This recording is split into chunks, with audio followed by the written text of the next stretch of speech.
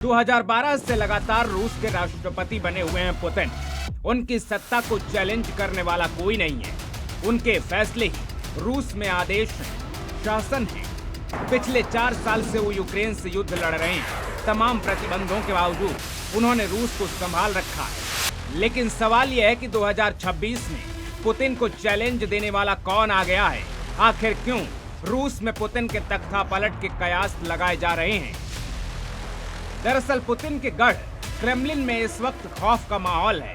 Putin के सबसे भरोसेमंद माने जाने वाले नेता गेनेडी ने संसद में गरजते हुए चेतावनी दी है कि रूस अब तख्ता पलट की कगार पर खड़ा है। गेनेडी को डर है कि रूस में 1917 जैसी भीषण क्रांति दोबारा हो सकती है।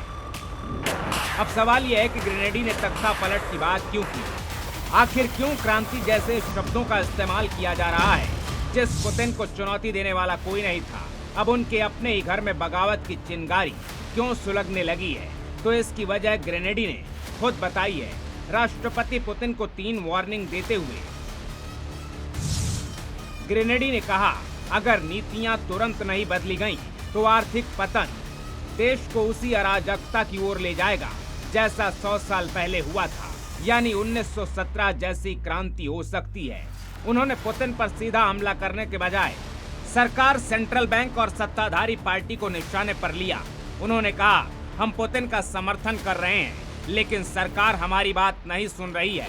उन्होंने पुतिन की गिरती लोकप्रियता का भी जिक्र किया।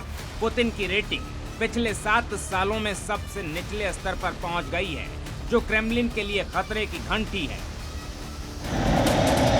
रूस यूक्रेन के साथ पिछले 4 साल से युद्ध में उलझा हुआ है। रूस पर दुनिया के कई देशों ने आर्थिक प्रतिबंध लगा रखे हैं और जिसका असर रूस की जीडीपी पर साफ दिखाई देता है। पश्चिमी देशों से आयात निर्यात में बड़ी गिरावट आई है। तेल और गैस निर्यात पर प्रतिबंधों से राजस्व प्रभावित हुआ है। विदेशी निवेश यानी एफडीआई में गिरावट दर्ज की गई है। हाईटेक उपकरण, सेमीकंडक्टर और मशीनरी की सप्लाई पर असर पड़ा। एविएशन, ऑटोमोबाइल और आईटी सेक्टर को पुर्जों की कमी झेलनी पड़ी। हालांकि रूस ने व्यापार को चीन, भारत और बाकी एशियाई देशों की ओर मोड़ा है, लेकिन बावजूद इसके अर्थव्यवस्था पर दबाव बढ़ता ही जा रहा है। रूस के बड़े कारोबारियों को चिंता होने लगी है और ये व्यापारी अब अपनी संपत्ति और प्रभाव को पश्चिमी प्रतिबंधों से बचाने पर ज्यादा जोर दे रहे हैं, क्योंकि यूक्रेन युद्ध के बाद अंतर्राष्ट्रीय बाजारों तक उनकी पहुंच काफी सीमित हो गई।